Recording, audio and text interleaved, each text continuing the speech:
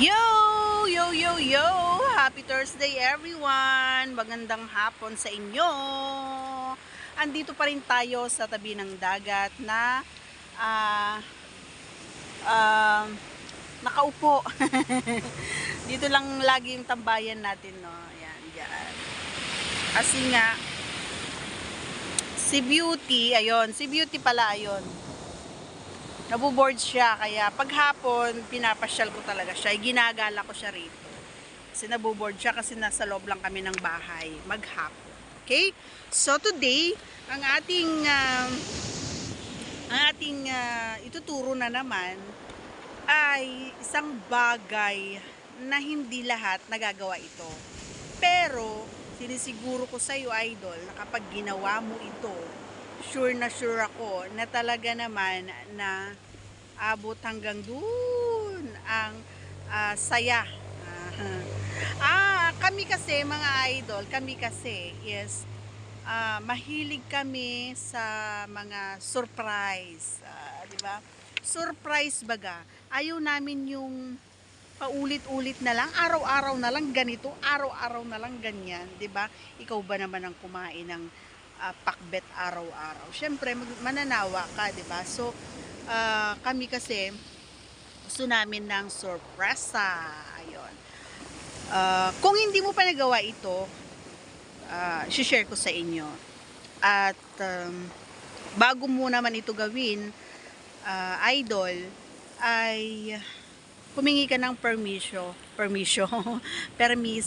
sa kanya kung okay lang ba na gawin mo ito sa kanya. Pero kung alam mo naman na lahat at alam mo naman na ma-enjoy niya yung moment is don't worry, kasi mas maganda talaga yung surprise, ganon. So ano nga ba ito? Ito yung ah kapag pumasok ka, pag si T ay pumasok doon kay Petchay, idol, is lalong-lalo na kapag maliit ang kargada. Yan, pasensya na sa word ko na maliit. Hindi naman lahat kasi pinagpala, 'di ba? So, halimbawa maliit 'yan at napapansin mo na hindi masyadong parang normal na lang, yan, sa kanya yung pagpasok mo doon sa kanyang pechay, kanyang bulaklak. So, maaari mong sabayan isa or dalawa sa iyong mga daliri habang nakasabay na naandun sa loob si T doon kay Pechay. Pero siguraduhin mo, idol, na basa si Pechay. Hindi pwede na isabay mo yung kamay mo at saka yung si T doon kasi medyo alam mo na. So, kung halimbawa na naipasok mo na yung si T doon at sinabay mo nga si yung isa or dalawa mong ito is makikita mo naman sa kanyang mukha yung expression ng kanyang mukha kung nagustuhan niya or hindi, di ba?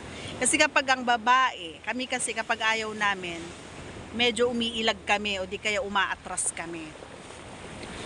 Pag gusto namin, idinidiin namin yan. Ganon yon. Kapag nagustuhan namin yung ginagawa mong pasurpresa, ay may paakap na mahigpit, may bulong na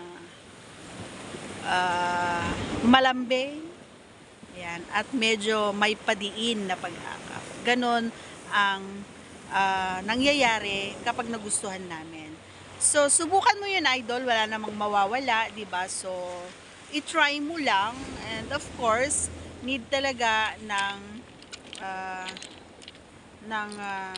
pakiusap sa kanya kung okay lang ba. Pero kung alam mo naman na open naman siya sa mga ganong bagay, so, don't worry and you can try na yung shinare ko sa'yo, di ba? Wala namang mawala gaya nga ng sinabi ko. Okay? So if you like this video, don't forget to subscribe, like, comment, and share. Yan. Syempre, don't skip the ads. Ayan. So, medyo dumidilim na guys. Tama na ang ating pag-vlog. Tomorrow again. See you tomorrow. Bye! Na lang. Ang ganda, no? Ang ganda ng ano, ang ganda ng kulay ng ano, dagat.